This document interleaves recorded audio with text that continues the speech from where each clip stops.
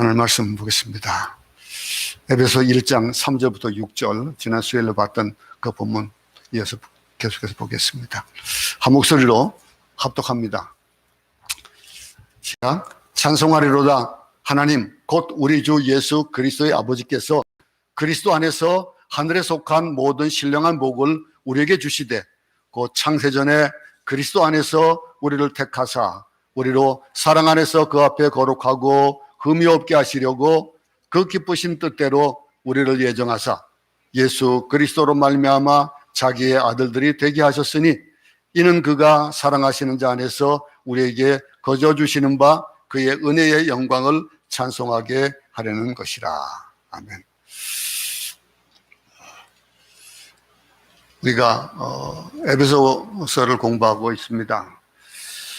지난 시간에 우리 일주일 돼서 또 아마 좀 잊어버렸을까봐 좀 우선 일반인들을 먼저 좀 하겠습니다. 우리가 살다 보면은 그 마음속에 있는 것들이 밖으로 드러나게 되어 있습니다. 그것이 가장 쉽게 얼굴에 나타나게 되고 우리의 말에 나타나게 되고, 근데 아마 여러분 가운데서 오늘 하루도 시작하면서 하루가 기쁘고 즐거움의 시작이 되어진 분이 있는가 하면은 걱정이 있고 근심이 되어져서 그것 때문에 하루의 시작이 참 힘든 분들도 있을 겁니다. 그런데 기쁨과 즐거움의 하루를 시작하는 사람에게는 뭐가 있습니까? 콧노래가 있을 수 있고 즐거움이 있고 찬송이 있게 되어져 있습니다. 근데 그 사도 바울이 에베소 성도들에게 편지를 쓰면서 아주 확실한 그런 믿음의 일성을 지르는 것이 뭡니까? 내가 누구냐라고 하는 것을 소개하면서 나는 하나님의 뜻으로 말미암아 예수 그리스도의 사도가 되었다, 그렇게 얘기를 했습니다. 그럼 나는이라는 그 말씀에 우리도 한번 내가 누구냐를 돌아보자고 지난 시간에 말씀을 나눴었습니다. 근데 그러면서 이 편지를 쓰고 있는 그 편지의 수신자들 향해서 그들이 누구냐, 나는 누구 이런데 너희는 누구냐라고 하는 것들을 객관적으로 별명을 붙여주면서 설명을 했어요. 그래서 에베소 성도를 향해서 뭐라고 했습니까? 그들을 가르쳐서 성자다, 성도다, 신실한 자다 그랬습니다. 그 사도 바울이 편지를 쓰는 그들이 삶 자체가 신실하고 그들이 어디에 내놓을 곳이 있어서 그들을 향해서 신실하다, 성자다 그렇게 얘기한 건 아니에요. 그들 가운데서도 믿음이 있는 사람이 있고 믿음이 없는 사람도 있고 그럴 겁니다.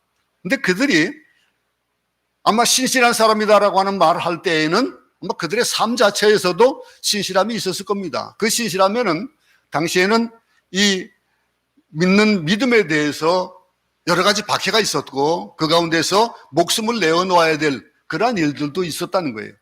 그런 속에서 너희들이 믿음을 지키기 위해서 노력하는 그 노력을 보니까 너희들은 분명히 신실한 자들이다 이거예요.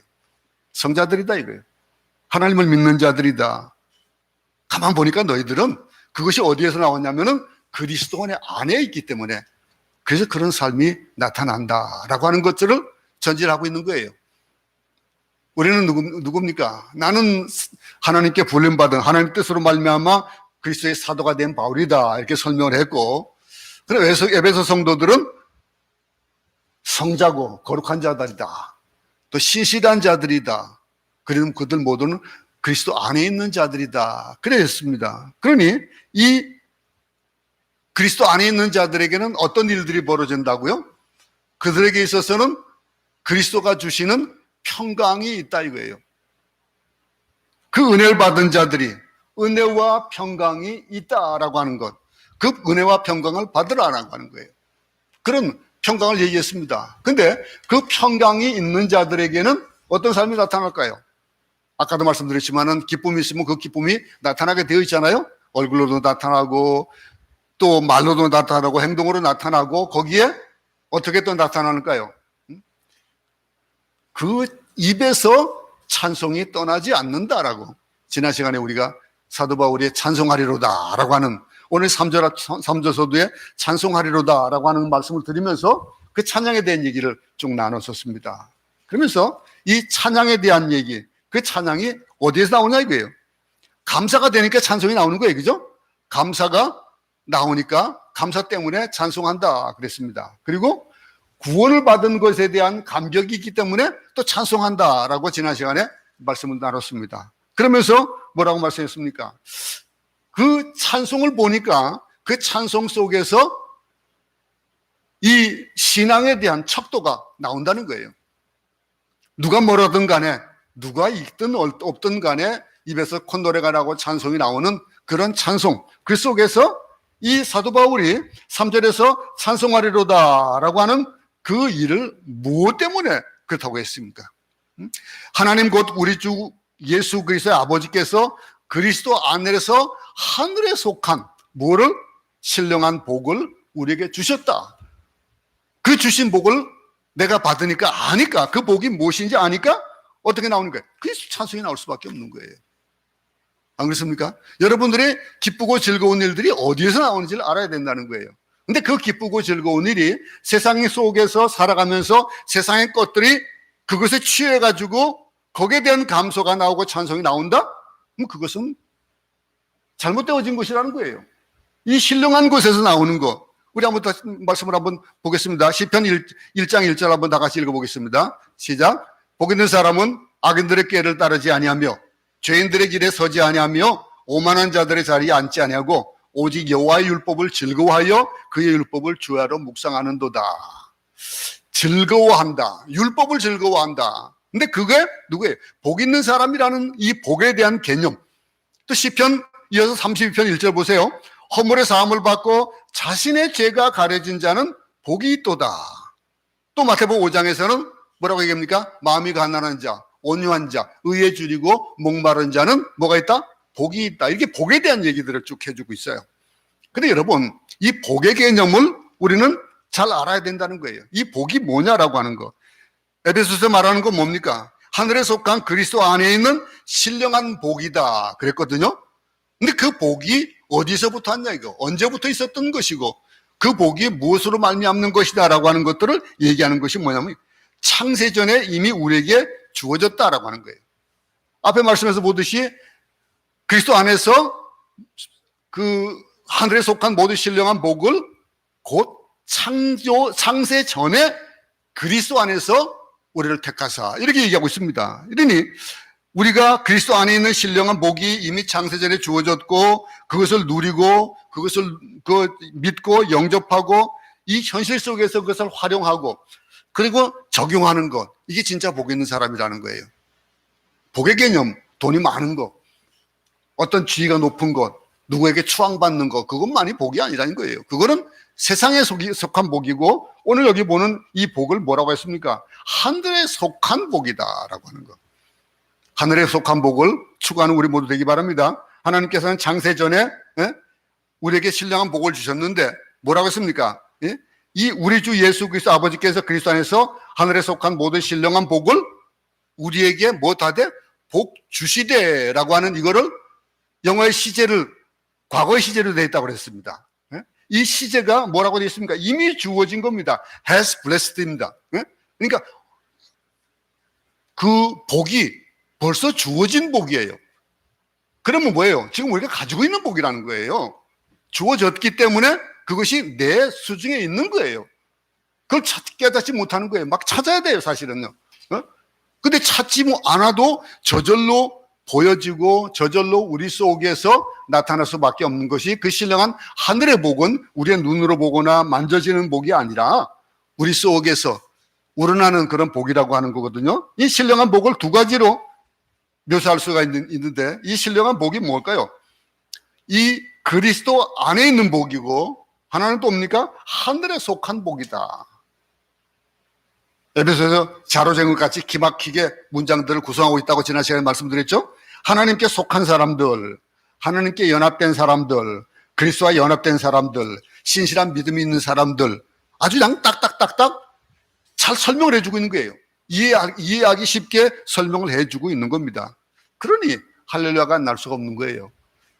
여러분 할렐루야 한 지가 얼마나 됐습니까? 옛날에는 조금 말씀하면 할렐루야 그러고 막 그랬습니다. 그것이 어디에서 나와요?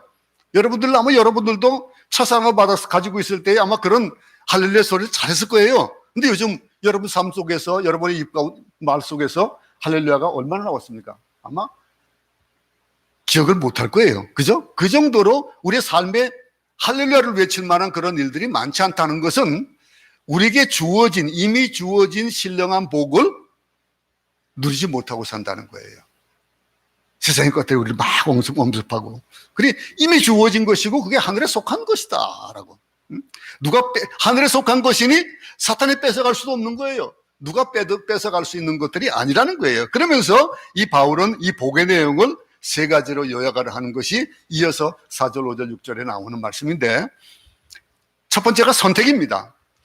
그리스도 안에서 우리를 택하사 그랬습니다. 택하사 우리를 사랑 안에서 그 앞에 거룩하고 흠이 없게 하시려고 그랬습니다. 그리고 이 이어져 나오는 6절 말씀, 7절 말씀 쭉 이어져 나오는 말씀 가운데 또 한 가지 이 복의 내용이 구속이라는 단어를 사용하면서 그 복이 구속에 대한 것들을 얘기해 주고, 또 그리고 기업으로 이어져 나갈 것이다라고 하는 얘기를 해줍니다. 그래서 오늘 이 4절부터 6절에는 몸된 교회가 갖게 되는 선택의 문제를 얘기하고, 이어서 7절부터 12절까지는 신령한 복을 받은 사람들의 이 구속에 대한 얘기, 그 구속에 대한 얘기를 하고, 또 13절부터 14절은 성령으로 인시신바된 기업, 상속되어진 그 기업에 대한 얘기를 쭉 이어갑니다. 오늘은 이 선택에 대한 얘기를 같이 나누겠습니다.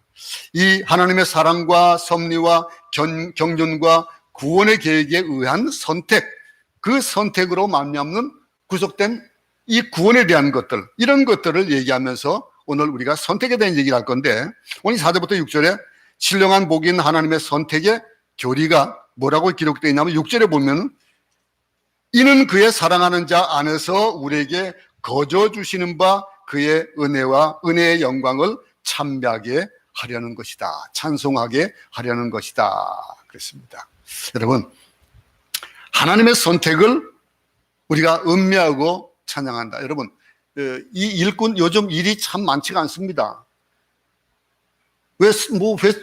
가게들이 문을 열고 또 회사가 제대로 돌아가야 일들을 많이 할 텐데, 새벽 시장에, 인력 시장이 요즘 굉장히 힘들답니다. 인력 시장에 새벽에 나가가지고, 요즘은 날씨가 괜찮으니까 상관없는데, 근데 날씨가 추운 겨울에는 막 모닥불 펴놓고 하는 그런 거, 영화 같은, 뉴스 같은 거 보잖아요. 그죠? 그러면 거기에 와가지고, 거기에 차가 한 대 옵니다. 와가지고 몇 사람 필요해가지고 누구 찍어가지고 몇 명 그러면 가는 거예요. 그럼 그 다음 사람도 뭐예요? 어떡하니 그냥 기다릴 수밖에 없는 거예요. 그런 선택되어졌다라고 하는 거. 근데 그 가운데 물론 아는 사람이 있어가지고 이게 선택된 사람도 없잖아, 있을 거예요. 근데 그런 사람들하고 다르게 선택받지 못했다라고 하는 거. 이 선택이라는 거, 이 12절 한번 볼까요? 에베소 1장 12절 한번 다 같이 한 목소리 읽겠습니다. 시작. 이는 그리스도 안에서 전부터 바라던 우리로 그의 영광의 찬송이 되게 하려 하십니다 라고 하는 것. 예수 그리스도의 피로 말미암은 구속의 진리의 말씀을 드리고 나서 바울은 찬양을 또 합니다. 또 찬양하는데 14절 말씀을 보면은 이는 우리의 기업의 보증이 되사 그 얻으신 것을 속량하시고 그의 영광을 찬송하게 하려는 것이다. 그 속에서 찬송이라는 것은 기쁘지 않고 즐거우지 않을 때는 나올 수가 없는 거예요. 찬양하고 노래하는 이 찬송에 대한 것. 그러면서 또 이어서 성령의 인치심의 사건을 말한 다음에 또 찬양을 합니다. 14절에서는 그 얻으신 것을 속량하시고, 이게 구속이거든요. 이 속량하시고, 그러니까 구속하시고 그의 영광을 찬미하게 하리니다. 여기 속량하시고라고 하는 그 개역 개정의 한글 본 말고 개역 한글에서는 구속하시고라고 했습니다. 이 구속에 대한 얘기. 구속하시고라는 말씀을 하고 나서 1장 3절에서 4절에 한번 다 같이 또 한 목소리 읽겠습니다. 시작. 찬송하리로다. 하나님 곧 우리 주 예수 그리스도의 아버지께서 그리스도 안에서 하늘에 속한 모든 신령한 복을 우리에게 주시되 곧 창세 전에 그리스도 안에서 우리를 택하사 우리로 사랑 안에서 그 앞에 거룩하고 흠이 없게 하시려고. 이게 구조 속에서 이 놀라운 구조 속에서 이 축복의 내용들을 얘기하고 있는 거예요. 이 축복의 내용들이 우리가 생각하던 그 축복과는 거리가 있는 것을 느끼게 될 거예요. 그러면은 여기에 바울이 얘기하는 이 축복이 참된 축복이고 하늘에 대한 축복, 하늘에 속한 축복이고 그리스도 안에서 있는 축복이라면은 우리는 그리스도인이잖아요. 하나님의 자녀들이잖아요. 그렇다면 이 복이 누구에게 대한 걸까요? 우리의 것이라는 거예요. 내 것이라는 거예요. 여기서 축복에 대한 얘기를 우리가 이제 공부하면서 그럼 축복에 대한 것 중에서 선택의 축복을 한번 생각해 봅시다. 오늘은 선택에 대한 얘기를 할 건데 그리스도인의 선택의 축복을 그리고 다음에는 7절에 얘기하는 구속의 축복을 14절에 그다가 또 기업의 축복을 계속해서 보겠는데 신령한 축복의 첫 번째 내용이 하나님의 선택의 축복이다 그랬습니다. 어려운 게 아닙니다. 우리는 선택했다.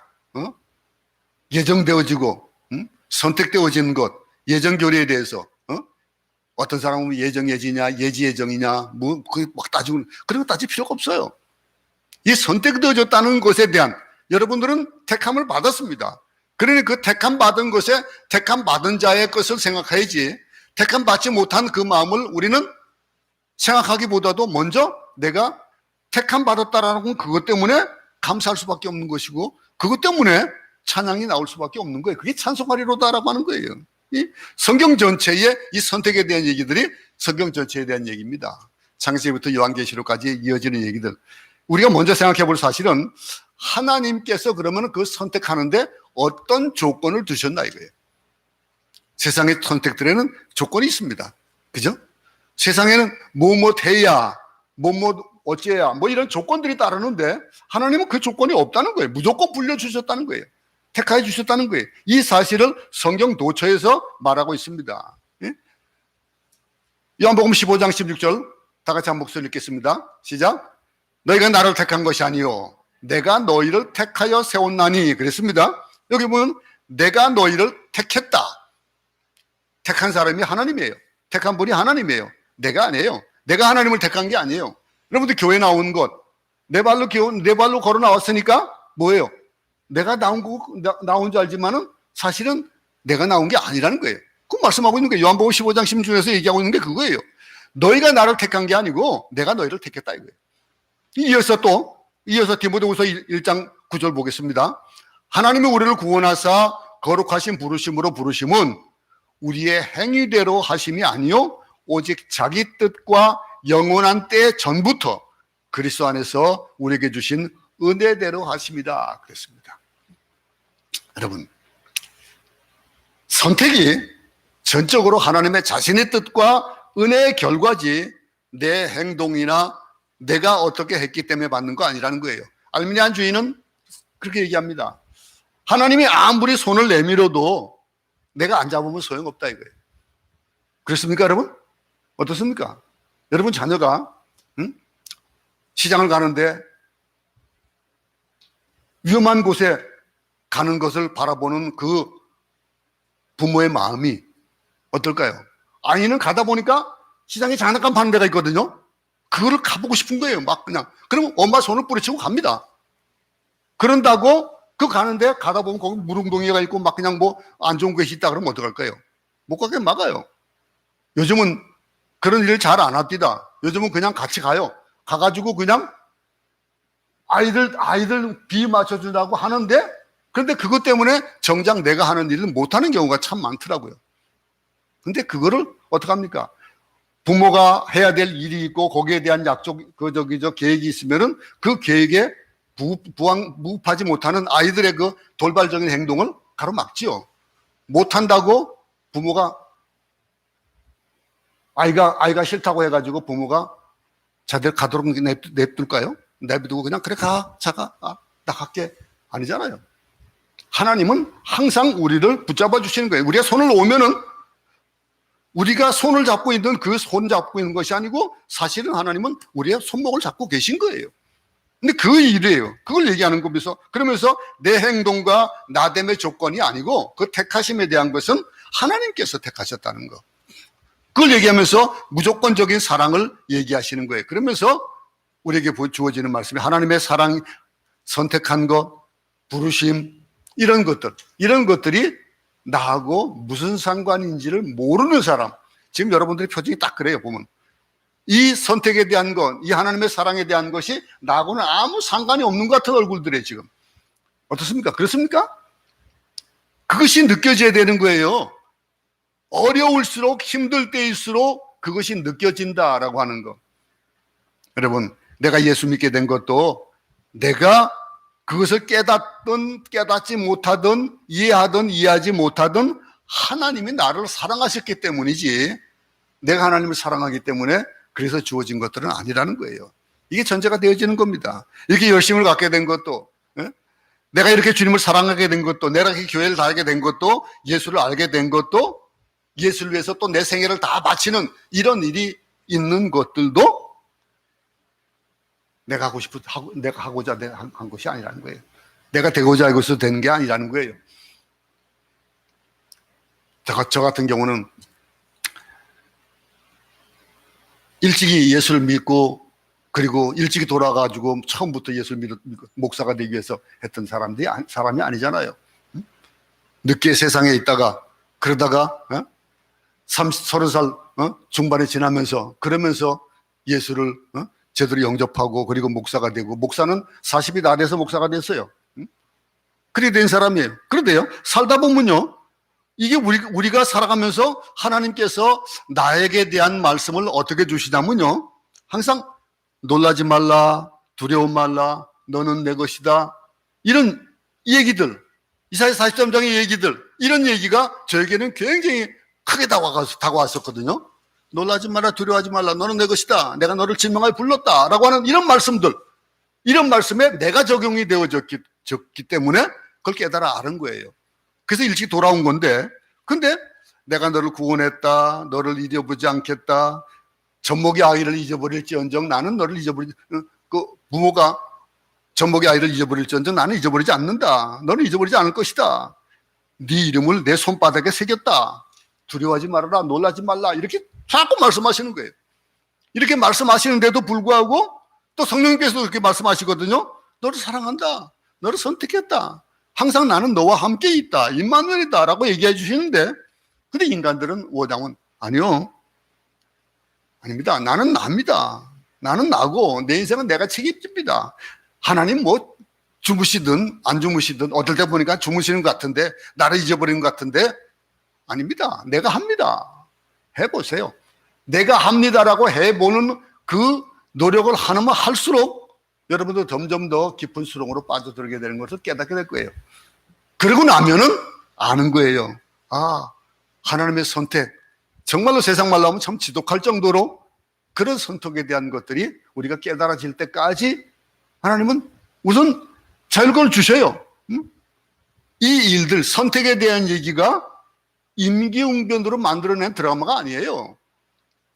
그저 2000년 전에 만들어진 것, 예수께서 태어나실 그때 만들어진 것 아니에요. 그 선택, 택함 받았다라고 하는 것, 이 지구가 생기기 전부터 천지가 창조되기 전에 세워진 하나님의 계획이다, 이렇게 성경에서는 얘기하고 있습니다. 4절 한번 볼까요? 에베소 1장 4절 한번 읽어보겠습니다. 다 같이 한 목소리 읽습니다. 시작.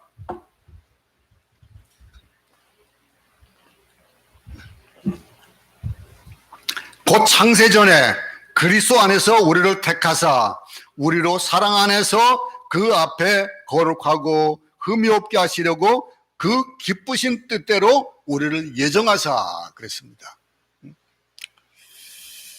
이 사실이 믿어집니까? 이 사실이 믿어져야 되는 거예요. 그 믿어지는 자의 그 입에서 찬송이 나오고, 아무리 힘들고 어려워도 그 속에서 젖빠져 있지 않고 일어나는 거예요. 벌떡벌떡 일어나서 그 길을 가는 거예요. 창세전에 우리를 택했다, 이 일이 믿어지는 것, 많은 난자의 주기와 그 많은 정자 속에서 해필이면 왜 나를 택하셨냐 이거예요. 왜 나냐 이거죠. 그 진리가 다를 때에는 잘 보이지 않는 거예요. 근데 우리의 가슴을 칠 때가 있어요. 그 진리가 잘 보이지 않을 때, 그럴 때는 항상 가만 보세요. 그거는 내가 무엇을 하고 그 결과가 좋게 나타날 때, 그럴 때는 이 진리가 안 보여요. 내가 선택받았다라고 하는 거. 하나님이 나와 함께 하신다는 것들이 깨달아지지가 않아요. 그런데 어떨 때입니까? 우리가 가슴을 치면서 깨닫는 것이 어떨 때 나타나냐면은 예수 그리스도를 만나면 그래요. 예수 그리스도를 만날 때, 예수 그리스도가 내 인격 속에 들어올 때에, 그럴 때에 이 사실이 이해가 되기 시작하는 거예요. 내가 택함 받았다, 내가 선택받았다라고 하는 것들에 대한 것들. 예수를 영접하면은 여러분의 과거가 해석이 되어지는 거예요. 과거. 내가 왜 그렇게 아팠고 내가 왜 그렇게 고난을 겪어야 했을까라고 하는 거. 내가 발버둥 칠 때, 그럴 때에 하나님이 나를 택하고 나를 선택해서 부르시기 위해 가지고 그런 일들이 만들어졌다라고 하는 걸 아마 깨닫게 될 거예요. 과거를 돌이켜 볼 때 그 과거들이 아주 기기묘묘하게 하나님의 손길들이었다라고 하는 거. 하나님께 나오게 하시기 위한 그런 손길이었다는 것, 섭리였다는 것을 깨닫는 때가 있을 거예요. 사실 그것을 안 깨달으면 좋아요. 그냥 부르심을 금방 알아서 우리가 입에서 찬송이 나올 정도로 그렇게 되어지면 얼마나 좋은 건. 근데 우리가 참, 인간들이 참 우매해요. 그래서 계속해서 말씀하셔요. 놀라지 말라, 두려워하지 말라. 매일 말씀하시는데, 내가 하나님을 몰랐을 때 하나님이 나를 사랑하셨구나, 이걸 깨닫게 되고, 또 내가 하나님께 예배드리지 않고 교회 가지 않았을 때에, 그럴 때에도 하나님께서 나와 함께 하셨고 나로 하여금 그 말씀에 대한 갈급함을 가지게 하셨다라고 하는 것. 찬송하지 않을 때도 하나님은 나를 세상에 태어난 순간부터 나를 선택하고 불러주셨구나라고 하는 걸 깨닫는 거예요. 그럴 때 눈물이 나는 거예요. 내가 세상에 태어나기 전에 나를 지어주셨다라고 하는 것. 여러분, 근데 우리가 살다 보면요, 진짜 예수 믿는 사람은요, 자기만을 위해서 하나님이 계신 것 같은 거 느끼는 거예요. 제가 가끔 그런 얘기 하잖아요. 여러분, 저 띠뽀 게이트가 누구 때문에 생겼다 했습니까? 저 때문에 생겼다 그러세요. 요즘 새로 오신 분들 잘 모를 수 있겠는데, 옛날에 여기 그 띠뽀 게이트 넘어오는 이 길이 없었어요. 초창기에는. 아마 저게 에이펙이 생기고 나서니까 아마 한 15년? 20년 정도 됐을 겁니다. 저게 생긴 지가. 그러면 띠뽀 게이트가 생기기 전에는 어디를 다녔냐면은 저쪽 울릉가포 구기를 다녔어요. 근데 잠발레스를 들어오기 위해 가지고는 길이 하나밖에 없거든요. 지금은 이 수비로 들어오는 길도 있고 그랬지만 그 당시에는 이 수비로 들어오려면 메인 게이트밖에 없었어요. 왜냐하면 여기가 미군 부대에 있었기 때문에. 예? 미군 부대이기 때문에 거기가 막혀 있었거든요. 근데 그 길이 뚫리는 거예요. 안 그러면은 글로 돌아서 울릉가포까지 나오는데 한 30분 정도가 소요가 됩니다. 근데 띠뽀 게이트로 들어오면은 한 10분이면 그냥 이 수비를 울릉가포를 통과해버려요. 그러면서 하는 얘기가, 하나님은 나를 위해서 만들었다 이거예요. 저 띠뽀 게이트 나를 위해서 만들어 놓으셨다 이거예요. 응? 왜냐하면 내가 저 선교지까지 가기가 힘드니까 빨리 가게 하기 위해서 했다. 그런 얘기 가끔 했었어요. 응? 여러분, 아전인수격으로 해석한다는 얘기 잘 알죠? 그렇게 돼요. 하나님이 나만 사랑하는 거예요. 내 사랑 때문에 세상 사람들이 그 혜택을 보고 있는 거예요. 하나님이 나를 사랑하시기 때문에 나만 보여주고 나를 위해서 모든 쓸 것을 다 쏟아부어 주시는 것처럼 인식되어지는 것. 여러분 한번 느껴보셨어요? 그걸 느끼는 사람이 하나님의 사랑을 제대로 느끼는 사람이에요. 여러분, 사랑을 받으면요, 나만 사랑해 주길 바라잖아요. 그런데 하나님은 그렇게 생각하셔요. 그렇게 하셔요. 나만 사랑하셔요. 사랑이 기뻐지면 그렇게 느껴지는 거예요. 왜 창세전에 나를 택하셨을까? 그것이 4절 하반절에 있는 거예요. 4절 하반절에 뭐라고 합니까? 우리로 사랑 안에서 그 앞에 거룩하고 흠이 없게 하시려고. 이 창세전에 우리를 택하신 목적이 뭐예요? 뭐라고 했습니까? 거룩하고 흠이 없게 하시기 위해서 그랬다. 잘 이해가 안 되십니까? 여러분들이 살다 보면요, 어떤 물건이 있습니다. 어떤 물건이 있으면 이것이, 이 패드가 산지가 이제 얼마 안 됐어요. 그죠? 근데 벌써 기스가 났어요. 뭐 계속해서 뭐 쓰고 하니까 이것 가지고선 활용을 하니까 기스가 나고 그래요. 근데 이런 것들도 그럴진데, 사람 보세요. 여러분들의 뭐 나이가 어떤 분들은 적은 분도 있고 어떤 분들은 많은 분도 있고 그런데 한 4, 50년 살다 보면요, 사람이 좀 목말라가지고 다를 때가 있어요. 좀 뭐 새것 같지 않을 때가 있다는 거예요. 4, 50년 살고 또 저같이 한 70년 정도 살다 보면요, 저절로 흠이 생겨요. 흠이 생긴다라고 하는 거, 그것은 왜 그럴까요? 세상 속에 살기 때문에, 세상에 부딪히기 때문에 흠이 생기게 돼 있어요. 옛날 처음 같지가 않은 거예요. 근데 누구나 상처가 있고 수치스러운 부분이 있습니다. 땅에 묻고 싶은 부분들이 있어요. 인생을 다시 시작해보고 싶을 정도로 그렇게 정말로 남 앞에 내놓기 힘들 만한 그런 일들도 있어요. 여러분들은 어떻습니까? 그런 것들이 내가 정말로 옛날을 생각해보면 말로 하기가 부끄러운 부분들이 우리 인생에 많이 있을 수가 있는데, 그런 자들에게 우리의 수치들이 드러난다 하면은 정말 쥐구멍이 10개라도 부족할 정도로 부끄러워서 어떻게 할 수 없는 그런 존재 가치를 느낄 때가 있을 거예요. 그런데 하나님께서는 그리스도 안에 있는 사람은 완전히 거룩하고 흠이 없게 하신다라고 하는 거예요. 왜? 하나님이 내가 거룩하니 너희도 거룩하라 그러셨거든요. 완전히 거룩하고 흠이 없는 새 것으로 만들어 주시는 그 일을 사도 바울은 뭐라고 합니까? 그리스도 안에 있으면 뭐라 그랬습니까? 새로운 피조물이라. 보라, 새 것이 되었도다 그랬잖아요. 그죠? 새 것이 되어지는 거예요. 우리의 죄가 좋은같이 붉을지라도 우리의 과거가 참 말할 수 없는 그런 수치요, 창피요, 정말 도무지 내어둘 수 없는 그런 천한 사건들로 가득 차 있다 할지라도 그리스도 안에 있으면은 거룩하게 흠이 없는 완전한 신부로 만든다라고 하는 것. 이게 하나님이 창조 목적이고 우리를 선택하신 그 목표예요. 여러분 보세요. 이렇게 하기 위해서 우리에게는 어떤 일을 하시는 거예요? 연단한다. 순결하기 위해서 우리가 해야 될 것에 대해서 아까 우리 찬송했습니다. 순결하기 위해서 연단을 주시고 순결하게 하기 위해서 고난을 주시는 거예요.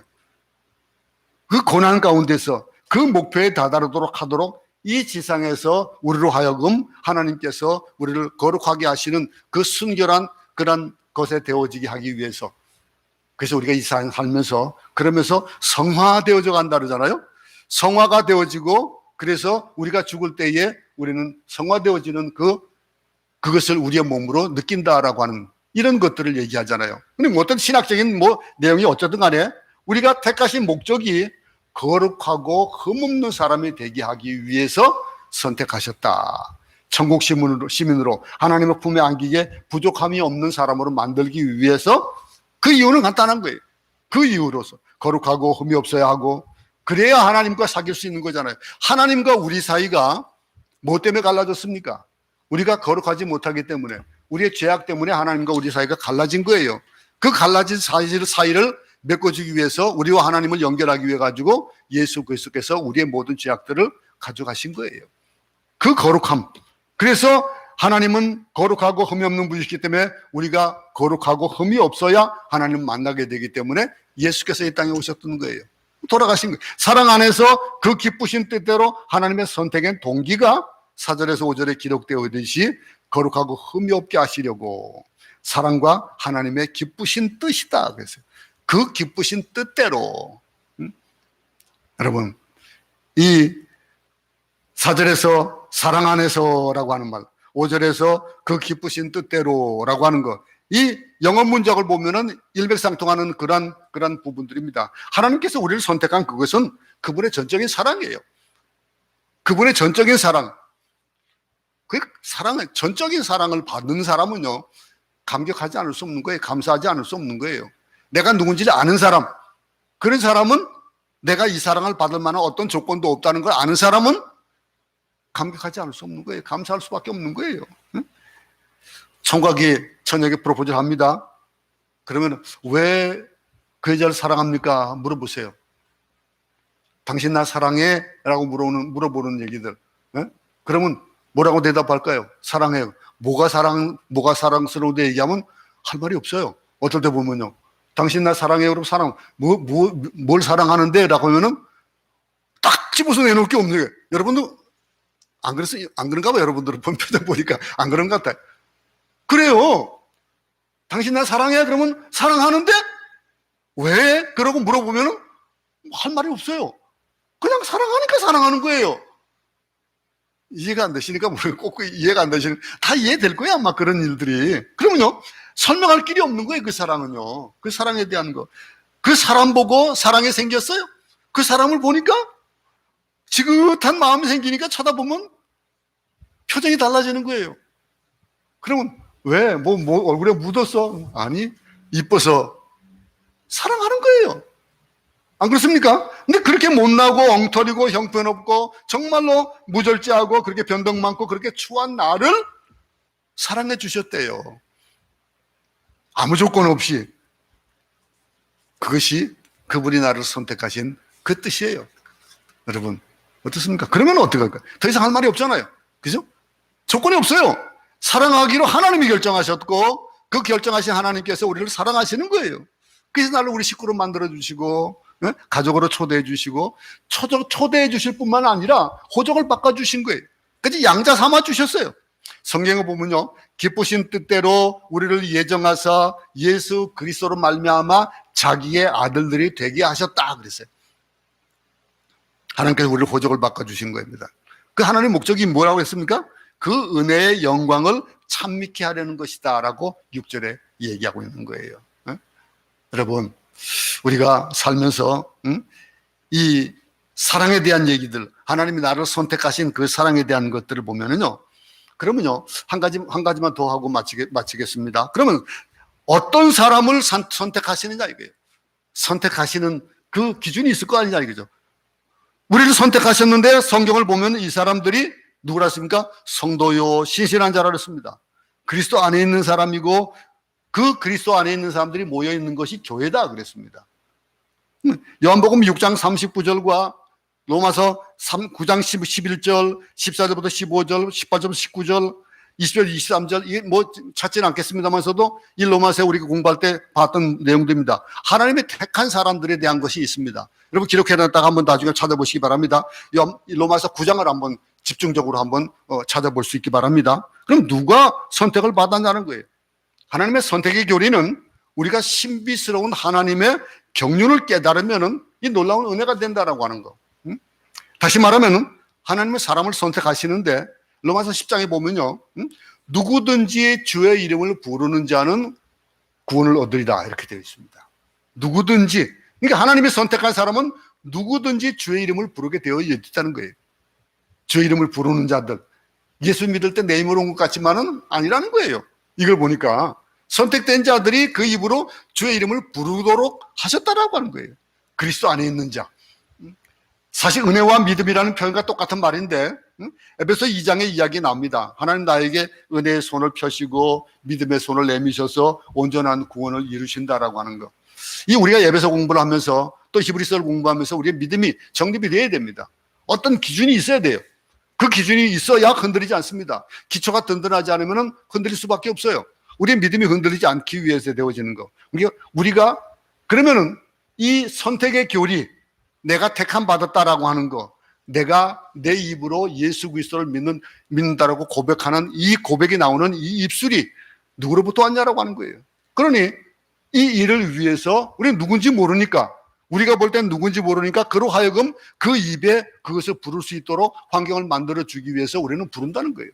우리 할 일이라는 거예요. 그 사람을 찾아가가지고 이 복음을 설명하는 거예요. 택한 사람이 있지만은 예수 그리스도를 부르는 사람은 누구든지 구원을 받는다? 그들에게 신령한 하늘의 축복이 있다라고 하는 것. 이것이 우리가 정말 강조해야 될 부분이고, 우리가 왜 그러면은 이 선택에 대한 교리를 가지고 많은 사람들에게 전도를 해야 되냐라고 하는 것. 우리 교회가 세워진 그 이유인 선교하는 이유가 바로 그거라는 거예요. 나를 불러주시고 나를 선택하시고 조건 없이 나를 사랑하시고 내 생애의 알파 오메가 되어 주신 하나님이 내 생애를 인도하신다고 그 믿고 산다면 얼마나 기쁩니까? 내가 이 험악한 세상을 혼자 살아가야 된다라고 하면은 참 두렵고 힘들 거 아니겠습니까? 앞으로 어떻게 될지 모르는데, 응? 아까 예배 들어오기 전에 카톡에랑 올라오는데 그냥 위에 그냥 알림으로 올라오는데 보니까 이제는 코로나는 독감으로 여기고 뭐 이 모든 막힌 것을 풀어줄 것이다는 얘기를 아마 이 필리핀의 이 선교사 무슨 저기 같이 올라온 거 보는데 나중에 한번 보려겠는데 그러면 그렇게 될 거예요. 진짜 이제는 독감같이 되어질 거거든요. 그런데 그것으로 끝나냐 이게 안 그렇다는 거예요. 모르잖아요. 그거보다 더한 것이 또 생겨져서 우리로 하여금 우리가 어찌할 수 없다라고 하는 거. 하나님으로 우리가 모시고 하나님이 하나님답게 해야 되는 이유가 만들어질 거라는 거예요. 두렵고 불안한 인생 항로 선택하겠습니까? 여러분들이 아무 일, 내가 그 일을 가게 되면 여러분들이 가고 싶은 건 어떤 거예요? 선한 길을 가고 싶은 거예요. 순적한 길을 가고 싶은 거예요. 근데 하나님 베풀어 주시고 선택하시고 계획하신 그 경륜 속에 가는 길과 나 혼자 가야 되는 길이라면 당연히 찾아야 될 것은 하나님의 경륜 속으로 들어가는 길 아니겠어요? 근데 그것이 깨달아지고 나를 선택했다라면 그냥 이 두 길 가운데서 내가 가야 될 것은 정해져 있는 거예요.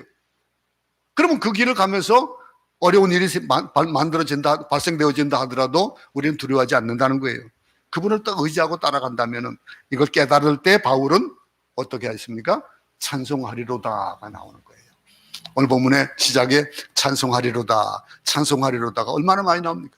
이 찬송한다는 거, 우리 영혼을 책임져 주신 하나님을 믿고 그분을 따라간다면, 그분을 의지하고 살아간다면 선택대로 안전한 안내를 받고 인도함을 받는 그 삶을 살아가는 그 삶을 여러분 거부하겠습니까?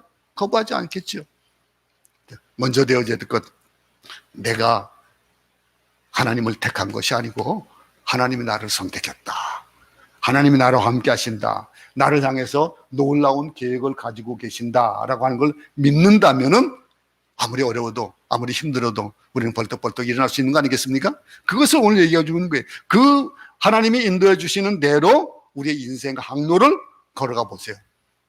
그러면 입에서 찬송이 나올 것이고 흥얼거리는 콧노래가 나올 것이고 여러분들이 아무리 어려워도 다시 힘을 내서 또 하루하루를 살아갈 겁니다. 이 하루도 또 남아있는 날들도 우리가 날마다 하나님과 동행하면서 이러한 축복을 누리는 선택받은 자의 삶을, 그 권리를 우리가 누리며 살아가는 우리 모두 될 수 있기를 간절히 소원합니다.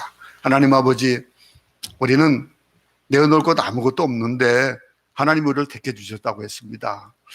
참 은혜고 참 그것이 우리가 말로 할 수 없는 그러한 기쁨이고 즐거움이라면은 그냥 당연히 나와야 될 찬송, 하나님이 나를 택하셨고 부르셨다라고 하는 거, 나와 함께 하신다라고 하는 거, 두려워하지 말라고 하시는 그 말씀들, 그것을 믿고 나아가는 자들, 선택된 자로서의 삶 우리가 누리며 살아갈 수 있도록 도와주시옵소서.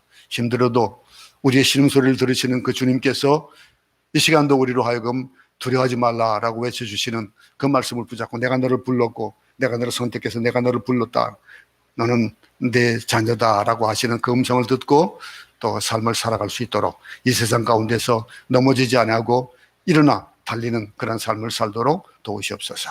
예수의 이름으로 기도드렸습니다. 아멘. 하늘에 계신 우리 아버지여, 이름이 거룩히 여김을 받으시오며 나라의 임하옵시며 뜻이 하늘에서 이루어지는 것 같이 땅에서도 이루어지이다. 오늘 우리에게 일용할 양식을 주옵시고 우리가 우리에게 죄진 자를 사하여 준 것 같이 우리 죄를 사하여 주옵시고 우리를 시험에 들게 하지 마옵시며 다만 악에서 구하옵소서. 나라와 권세와 영광이 아버지께 영원히 있사옵나이다. 아멘. 이들 마쳤습니다.